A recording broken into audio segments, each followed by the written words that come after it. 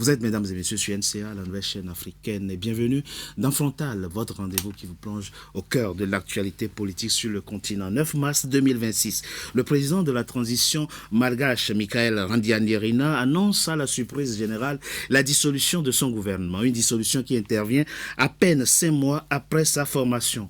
Mais que se passe-t-il véritablement à Madagascar? Quels sont les ressorts de cette dissolution? La transition politique est-elle en panne à Madagascar?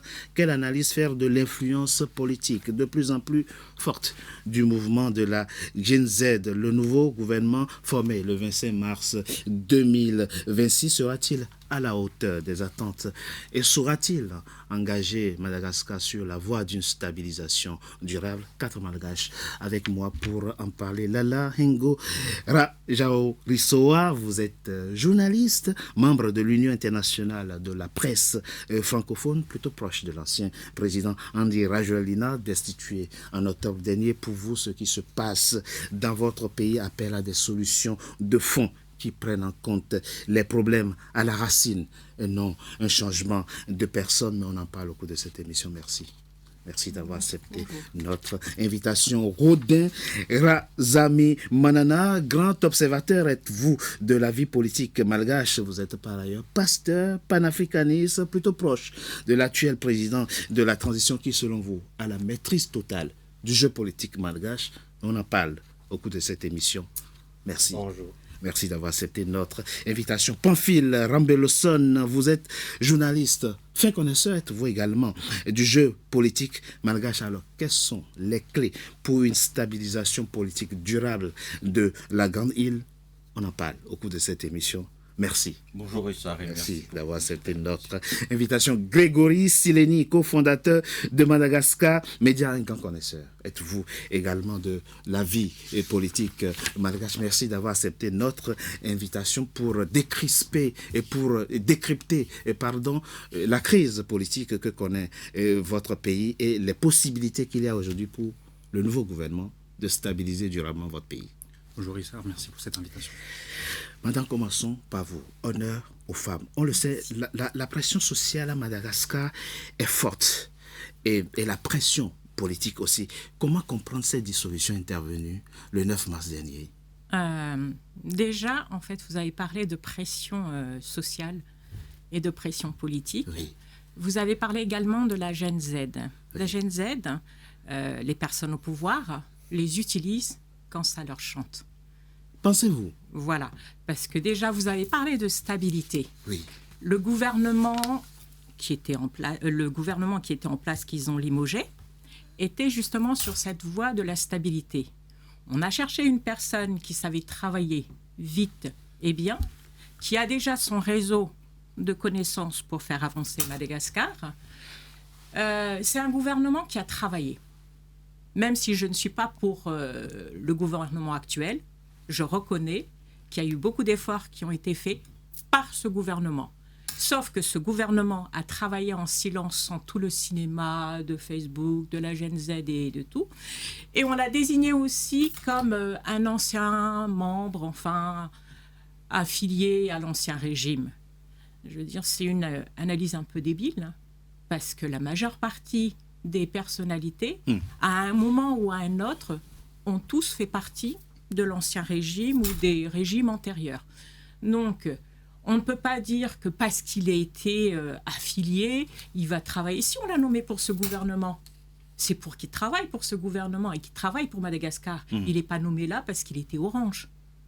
Donc, je pense que c'est une analyse qui a été faussée. Vous parlez du Premier ministre. Le Premier ministre qui a été limogé. Qui a été limogé et on a le 9 mars dernier. Voilà, on a bien vu tous les efforts qu'il a fait pour pouvoir amener Madagascar, en fait, sur les rails de la stabilité. Et d'ailleurs, la preuve, sur le nouveau gouvernement qui a été fait, 17 ministres ont été reconduits. Donc... il n'y avait pas véritablement... Voilà. Qui peut expliquer, en fait... Vous qui connaissez très bien le jeu politique, malgré comment comprendre cette contradiction? Alors, votre compatriote dit, ce gouvernement travaillait bien. Alors, et comment comprendre sa dissolution? Le gouvernement a fait ce qu'il a pu, d'accord? Enfin, l'ancien gouvernement, je parle. Oui. Et je pense que le limogeage, c'est plus dans l'aspect d'accélérer le changement et d'amener encore de nouvelles têtes qui soient, je dirais, acceptables, puisque c'est ce qui a été relevé, que les députés ont proposé donc ce Premier ministre, et ce nouveau Premier ministre est parmi ceux qui ont été proposés par les députés. Donc, c'est-à-dire qui fait un consensus pour amener un gouvernement stable, pour amener donc un apaisement politique. Et tous les députés ont approuvé la nomination. Et je pense que ça, c'est une bonne base déjà, oui, que les députés puissent approuver une nomination qui a été proposée par eux-mêmes.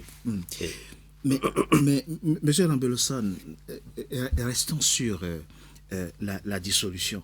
On le sait, en octobre dernier, quand le président de transition formait ce gouvernement qui a été dissous, il leur donnait quelques mois pour les évaluer, pour voir s'ils ont bien travaillé ou pas, et ils allaient continuer à travailler avec eux ou les limoger. Votre compatriote dit ce gouvernement travaillait. Quelqu'un forçait la main au président pour procéder à cette dissolution? Moi, personnellement, je ne suis pas trop surpris pour la dissolution. Parce que même le président, le PRRM, le colonel Michael Randenirin, lors de sa formation de ce gouvernement, il a déjà dit que voilà, vous travaillez pendant 2 mois. C'est ça. Voilà. Donc pendant 2 mois, mais moi j'étais étonné quand même parce que ça a duré 5 mois. Mais voilà, il a donné déjà le deadline de 2 mois. Donc c'est-à-dire que les gens, on va dire, si les gens ils ont bien travaillé, c'est normalement ils étaient reconduits, de ce qu'on a vu là. Mais moi je suis pas très surpris de la dissolution. C'est vrai qu'il y avait une pression de la sociale, et les gens aussi veulent aller vite.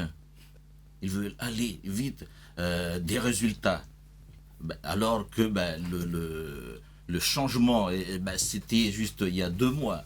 Donc on ne va pas dire que voilà, pendant une économie qui est gangrénée pendant 16 ans, en 2 mois, ça va donner une intense innovation. Donc, c'est vrai. Voilà. Donc, et après, c'est la Gen Z aussi qui a fait des pressions. Parce que la Gen Z, on sait bien que voilà, ce sont des jeunes qui ont vraiment cru au changement. Et ils ont demandé de changer même le système. Et par rapport à la nomination du nouveau Premier ministre, il y avait un débat aussi à l'Assemblée. Parce que il ne faut pas oublier que ce régime-là, on va dire intérim ou transition, c'est encore dans la Constitution. Donc, l'article 54 de la Constitution malgache disait que voilà, c'est la majorité à l'Assemblée nationale qui donne des propositions au président pour qu'il puisse désigner un premier. Alors qu'il y avait une géométrie tout à fait remarquable au niveau de l'Assemblée. On ne sait plus qui va avec qui.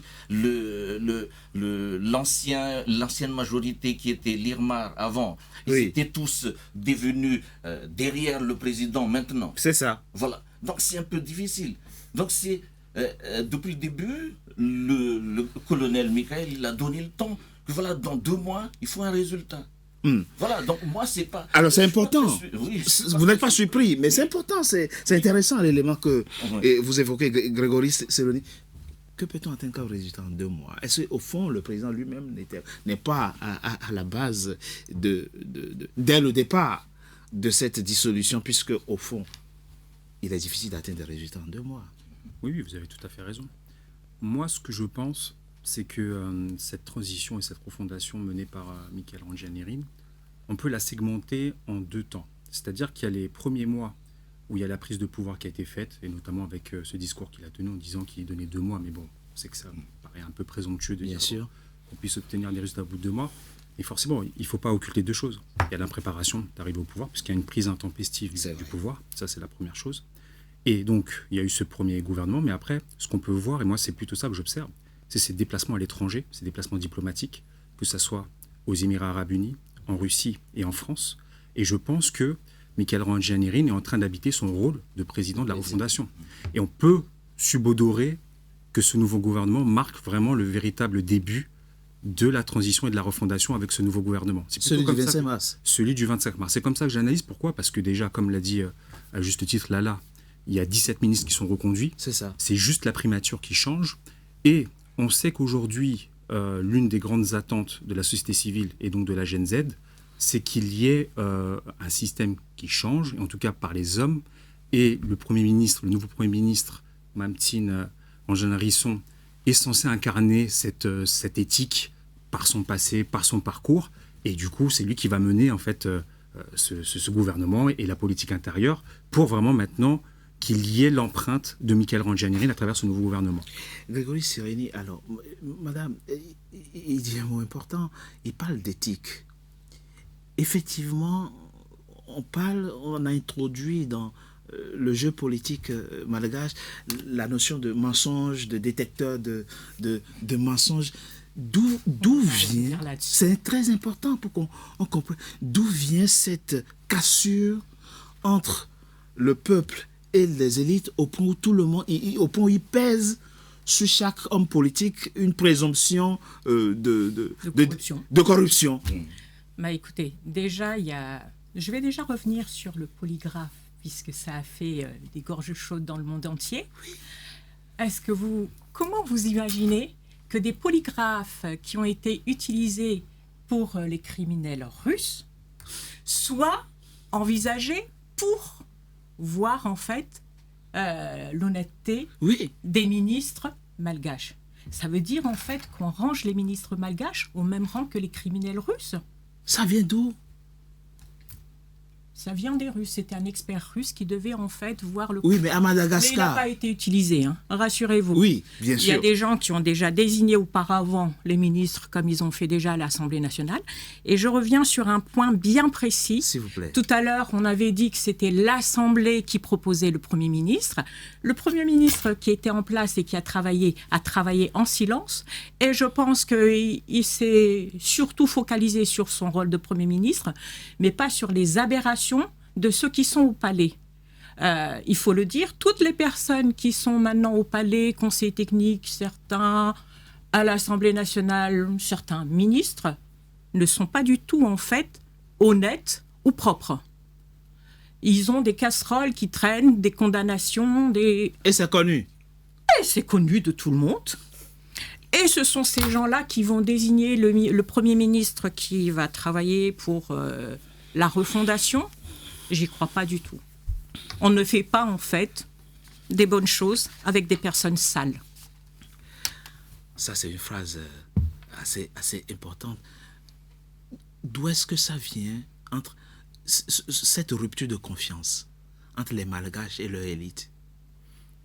Cette rupture de confiance, je peux l'expliquer parce que, comme je viens de le dire tout à l'heure, il y a les députés, il y avait cette géométrie variable au niveau de la majorité. Il y a une loi aussi, il y a la loi intérieure de l'Assemblée nationale qui disait que voilà, si tu quittes un groupe parlementaire, Tu dois quitter l'Assemblée. l'article 72 de la Constitution qui disait que voilà, tu peux plus appartenir à un autre, sinon tu es révoqué. Voilà, mais tout ça c'est de la surface. Ils n'ont même pas appliqué. Il y a des danses musicales au niveau de l'Assemblée. Donc cette danse-là, ça permet aux gens aussi, avec leur... comment ça, ils touchent beaucoup d'argent avec alors que les peuples... Ah, c'est vrai? Ils ont crevé des faim. Il y a là, en ce moment, si on parle terre à terre, à Ambossare, Antime, dans la région du sud de Madagascar, les gens, ils meurent de la famine. À notre époque, il y a encore des gens qui n'en mangent pas à sa faim. Alors que les gens, ils roulent avec... Moi Richard, moi, je vois à Madagascar... Il y a un fossé entre le niveau de vie il y a plus de la grande majorité. De 4 de V8 qu'en France. Alors, c'est vrai? En France, c'est interdit parce que c'est la pollution, c'est le voilà. Mais à Madagascar, tout le monde roule en V8. C'est le symbole du pouvoir. C'est le symbole. Voilà. Alors, donc, peut pas dire ça, que il y a c'est une différence. Il y a une différence énorme. un grand fossé entre le niveau de vie voilà. de la grande majorité. Voilà. Mais vous êtes pasteur, donc vous n'êtes par définition moralisateur. Oui. Et vous avez un regard assez critique, moral, assez critique sur les mœurs et les pratiques dans votre pays. Si on suit bien, si on comprend bien, au fond, le président de la refondation, il a hérité d'une situation d'effritement qui le dépasse, au fond. On va dire qu'il a hérité de quelque chose. Oui. Mais ça, c'est pas de lui que ça vient. Oui, c'est ça. C'est quelque chose qui a été instauré depuis des années, avant même Radziwiłł, avant même tous les présidents qui sont passés là. Ça, c'est quelque chose qui a été installé depuis longtemps. Je ne vais pas revenir jusqu'à l'indépendance, mais c'est à peu près par là-bas que ça a commencé. Dès l'instant où l'ancien colonisateur a institué différentes catégories de personnes, ceux qui ont le pouvoir et ceux qui doivent être, dirigés, Oui. là, le fossé s'est déjà creusé. Donc, ça a commencé là-bas. Maintenant, ça s'est, aggravé. Ça s'est perpétué et ça s'est aggravé. Et en fait, comme ce qui se passe dans les histoires bibliques, en étant pasteur, en fait, le peuple n'est que le reflet des dirigeants. C'est-à-dire que le peuple ne fait que ce que le dirigeant fait. Donc, si le modèle des dirigeants, c'est ce qu'il montre là, pour le peuple, c'est le modèle. C'est-à-dire que c'est ça qu'il doit faire. Et c'est la même chose quand on parle de corruption, tout ça. Oui. Si les dirigeants montrent que c'est ça la norme, Oui. pour le peuple, c'est normal. Donc, Ça veut dire le modèle ne vient pas d'en haut, dites-vous. justement, les le modèle dirigeants Vient d'en haut. Le modèle, oui. Enfin, Oui. je vais dire, le bon modèle. Ouais, Le bon modèle ne vient pas d'en haut. voilà. Enfin, le modèle qui montre, en tout cas, c'est pas pas le un bon modèle qui façonne et qui construise le pays. C'est un modèle de mendiant, puisque lorsqu'on obtient une aide de quelque part, on se targue d'avoir reçu une aide. Mais est-ce qu'on peut être fier d'avoir été aidé par les institutions internationales? On ne peut pas être fier de ça. On devrait être fier de dire, voilà, nous on a construit ceci, on a eu une vision comme cela, et on a mis en place cette vision. Mais lorsqu'on reçoit un peu d'aide ici, ah ben regardez, nous on a obtenu des aides. Mais c'est quoi? Le peuple, il va être des mendiants. On construit d'un peuple Alors, de mendiants. ce que dit le pasteur est intéressant. Le peuple Maga, c'est un peuple particulier, avec une richesse culturelle et avec beaucoup de valeurs. Mais d'où vient le phénomène pour les élites malgaches à s'adonner si facilement à la prédation des biens publics, des biens qui appartiennent au peuple, au point où aujourd'hui, effectivement, il n'y a plus de confiance. Le peuple n'a plus aucune confiance vis-à-vis de ses dirigeants. Ça vient d'où? Je pense qu'il y a une rupture entre les élites et le peuple malgache au début de ce siècle, en fait. Dès lors que, en fait, les hommes politiques ont changé, il y a une forme de porosité entre le milieu des affaires et le milieu de la politique. Et du coup, des gens qui sont issus des affaires ont voulu faire de la politique à Madagascar. Et dès lors qu'il y a eu ce glissement-là, c'est là que Madagascar, je pense, a perdu la notion noble de la politique. Et si vous voulez, Madagascar ne devrait jamais faire partie des 5 pays les plus pauvres au monde. Oui. Ça, c'est vraiment un paradoxe total. On est un pays insulaire. On a des potentiels énormes. Bien sûr. On regarde même, ne serait-ce que par rapport à la diaspora qui est ici en France, la diaspora, elle est très bien intégrée en France. Elle occupe des bonnes positions au niveau social. Donc Madagascar ne devrait pas se trouver dans cette position-là. Mais on voit bien que si on ne change pas ce système-là, la situation va ne faire que perdurer. Comme des études l'ont montré, Madagascar, c'est un pays qui n'est pas en guerre, c'est un pays qui n'a rien, qui n'a pas d'ennemis, puisqu'on est un pays insulaire, mais on continue à s'appauvrir année après année. Donc ce qui fait qu'aujourd'hui, c'est ça les revendications de la Gen Z, c'est qu'elle dit qu'elle ne veut plus de ce système-là. Et on voit bien, c'est que même s'il y a un nouveau système, des nouveaux hommes qui arrivent au pouvoir, rien n'est mis en place pour que ces hommes-là soient eux-mêmes contrôlés. Là, ce qu'ils sont en train de faire, c'est une chasse aux sorcières. Ils sont en train de rechercher tous les membres de l'ancien régime pour dire que c'est vous qui avez mis ce pays-là, qui avez mis le pays dans cette situation-là. Or, non, c'est pas eux. Comme il l'a dit, oui. Rodin, justement, ça a été depuis des années et des années. Donc maintenant, si on veut vraiment changer, il faut des garde-fous pour les gens qui gouvernent actuellement. Ce sera ça qui va permettre de mettre encore une confiance entre les élites et le peuple. Je propose qu'on marque une coup de pause. On se retrouve dans quelques instants pour la deuxième partie de notre émission. Tout de suite. NCA, désormais sur Free. Après son intégration au bouquet Canal+ Afrique, Canal 9 et Canal 573, NCA poursuit son développement et vient d'intégrer le célèbre bouquet Free TV, Canal 426. La chaîne panafricaine renforce ainsi son ancrage aussi bien en Afrique que hors d'Afrique. Le développement de NCA, c'est vous, nos téléspectateurs à travers le monde. NCA, la chaîne panafricaine de référence.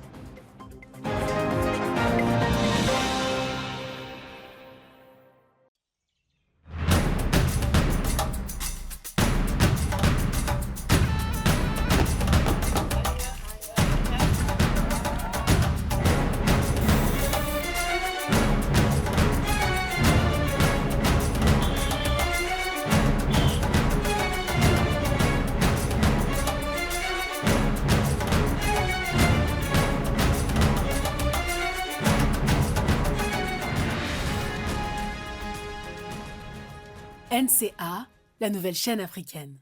NCA, the New African Channel.